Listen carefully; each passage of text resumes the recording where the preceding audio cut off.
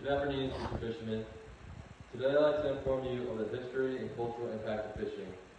For thousands of years, one simple art has kept humanity alive, fed, and connected globally: fishing. For starters, I'd like to discuss a brief timeline of fishing, starting with the prehistoric/Paleolithic era to the Middle Ages, continuing into the rise of gold fisheries and the modern deep-sea fishing. One example of an early settlement includes the Levinsky River. The Levinsky River was the first ever hunter-gathering settlement established on Earth. The society is based heavily on fishing. Commerce revolved around the aspect of trading fish that you would catch. And a study published in 2022 by Maxine Browning and others titled "Was the Fishing Village of Levinsky River Built by Europe's First Farmers?" challenges this view, noting that the primitive fishing forage site of Levinsky River in Siberia has long been acknowledged as an exception to this model. Moving on from this, we're going to note other ancient civilizations such as ancient Egypt and ancient China.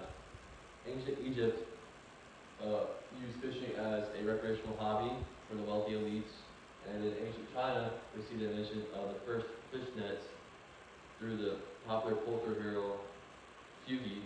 Fuki, in one of his prophecies, used the net to bring back peace and prosperity to the culture, to the village of China.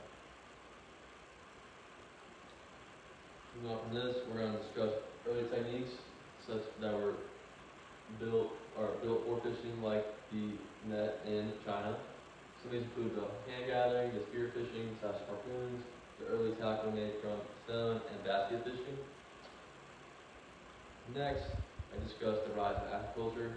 Aquaculture traces back to ancient China also, involves the hunting of common carp, as seen in China, as they had a large abundance of carp, and they thought, what's better than using our nets to mass produce carp to keep up with our economic status and our population. And the Romans really took this idea and ran with it in a way, in a sense, as they developed Iberia/fish tanks. And the incorporation of improved transportation really helped expedite the process too, like the railroad systems and modern cars.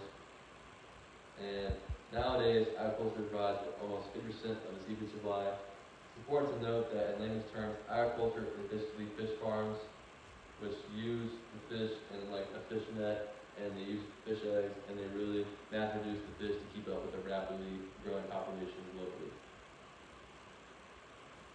Next, I'd like to discuss some examples of technology advancements for fishing, such as the advanced sonar, the GPS and chart plotters, the turtle excluder devices for environmental reasons, the acoustic devices for logistic reasons, and even the square mesh panels and escape hatches for safety features for cruisers. Some other examples include the electronic monitoring, the electronic logbooks and apps, the blockchain technology, and even AI for specific identification. Some important feature that was created for technology advancement, for example, would be the SpaceNet internet system that is used by shrimp boats and deep-sea fisheries, which helps promote communication through the 5G model and helps really capitalize on remembering that safety is our key priority on the ocean. Now, fishing and economic power has played a key role for that. Fishing generates hundreds of billions of dollars. Countries rely on marine resources for portions of their GDP, their gross domestic product. And over 35% of global stocks are at unstable levels, unfortunately, due to climate change and overfishing. According to a 2025 report from the Marine Stewardship Council titled "Fishing for the Future: A Global Perspective on Sustainable Seafood," the organization estimates that 35.5% of the world's monitored fish stocks are fished at unsustainable levels. Moving on from this idea, we're going to discuss some of the jobs provided through fishing, such as the basics: the fisherman, the deckhand, the captain, the engineer, the aquaristic fish farmer, and even the manager. Going more in depth with these jobs, we are going to include some other indirect jobs, such as the fish cutter, the food technologist, the processing plant operator/supervisor, and even the truck driver, logistics specialist, and the wholesale seafood buyer. Now, fishing plays a huge role in providing livelihood for people, as it provides direct employment, and also small-scale fisheries employs 90% of world fisheries, and it also plays a major role in shaping economics. For example, in Iran, their two major exports are oils and fish.